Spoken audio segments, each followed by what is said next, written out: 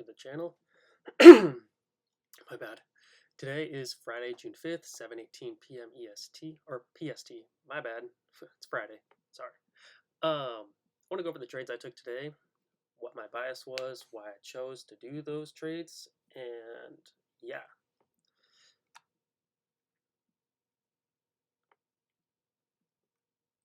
Alright everyone, welcome back to the channel. Today is Friday, June 5th, 7:18 PST. I'm going to be going over the trades I took today, why I took them, my bias, and everything. So let's get into these are the accounts I'm working with. I have my Lucid 50K funded right here, and two evals I'm working with. These two are at half pass. This is 2 days into the funded account, so we can just jump over to Trade C and we can go over the funded account real quick. So on the compass we have 188 and 412. 4 trades and 1. Not really sure what the 4 trades are, but 23, 102, 70, and $8. So some small scalps. But yeah, on to today. The one trade I took was a long with 10 contracts, and I'll show you what that is right now. I just took it, so it's pretty fresh. So on the 15-minute, we had draws below right here. We had a huge dump this morning, and we had one of these draws get taken out. And so I took a long as price was pushing back up on, I think, the 1 minute or the 30-second. So 1 minute. Yeah, we had a 1 minute price tapped into. We retraced back down, back into price down here, and we pushed back up. Yeah, something like that. And so I think I took my long on the break of this 30-second. And if we go over to executions, right. So it was as we tapped back into this 30-second, I was just targeting higher. So draws were up here.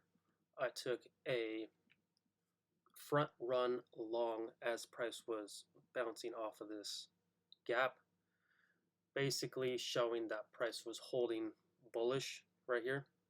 And we were also putting in SMT, and it was a nice V-shaped recovery right here. Right, boom, retracement into higher. So I front run that, and yeah, took a little scalper on the fundeds. The trade I took on my eval, which was, I think this one, it was this one, was, I can show you over on TradingView. So this morning in New York, we continued to sell off as we've been the entire week. And what I was looking at was we had some 15-minute gaps over here. And so initially what I was looking at was this 15-minute gap right here. Gosh dang it. Was this one right here. I did not take it because we had a 4-hour gap above that. Oh, we can use this one. There we go. Right, so we had this 15-minute gap right here. We sold off, and I was just not sure if we were going to manipulate back up into the 4-hour gap, and I just wasn't confident in the trade. And so we also had like a little 1 minute, and this was just like a bunch of chop over on the smaller time frame. So we can see right here, just a bunch of chop that we could have reversed anytime. So right in here, you can see it's really choppy price action. So wasn't quite sold on the shorts off the first 15-minute break. So what I ended up doing was I took shorts off of a second 15-minute gap targeting lower. And so that 15-minute gap was down in here. There was this 15-minute gap and this 15-minute gap. And so I'll just take this down here. So we had two stacked 15-minute gaps right there. And so what I ended up doing was I took shorts off of, I think, the second one just for further confirmation. So it looks something like this. Shorts right around there for, I believe that would have been like 35 or 40 points to the draws below, right around 50 points. And so eventually we tapped into the final draw, but it wasn't until we had a retracement, right? Small retracement back in to dump lower. Yeah, we eventually hit it. And so over on trade C, we can see, yeah, I got in right there. Let me go to the smaller time frame. Yeah, so I got in. I don't even know what that is. But yeah, we can see I took the short and I got out at that first sort of area. This one, oh yeah, okay. That was I took a long off of, where is it? If we go back here. Yeah, it was a long off of this draw right here. Let's use the 15-minute. Right, London low, went for a small scalp long, thinking price was going to reverse from there. And then on the smaller time frame, we can see I just got out basically at break even. All right, what is this? 876, 881. So basically break even. I was like, nah, price is not really doing its thing.